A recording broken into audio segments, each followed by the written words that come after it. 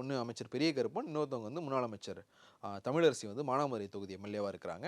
இது போக வந்து காரைக்குடியில் வந்து காங்கிரஸ் எம்எல்ஏ இருக்கிறாங்க. இந்த இந்த ஜோனில் வந்து திமுகவுக்கு இருக்கிற இன்னொரு முக்கியமான விஷயம் வந்து காங்கிரஸினுடைய வாக்கு.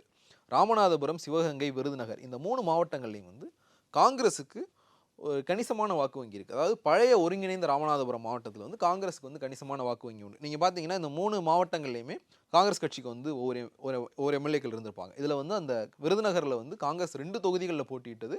ஸ்ரீவில்லிபுத்தூர் தொகுதியில் வந்து தோல்வி அடைஞ்சிருந்தாங்க. ஸோ காங்கிரஸுக்கான வாக்கு நீங்கள் இப்போ காங்கிரஸ் வந்து தனியாக போட்டிட்டு எவ்வளோ வாக்கு வாங்கும் அப்படின்னு பார்த்தோம்னா பெரிய அளவிலான வாக்குகள் அவங்களால வாங்க முடியாது.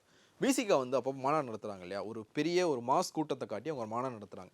இந்த மாதிரி காங்கிரஸால் ஒரு மாநாடு நடத்த முடியுமானா நடத்த முடியாது அவங்களால.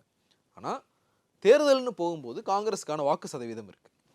திமுகவும் காங்கிரஸும் சேரும்போது அதுக்கான பாசிட்டிவ் இம்பேக்டில் வந்து அந்த வாக்குகள் அதிகமாகும். இந்த பாசிட்டிவ் இம்பேக்ட் அதிகமாகிறதுல முக்கியமான ஒரு ஜோனாக வந்து இந்த ஜோன் இருக்கும்.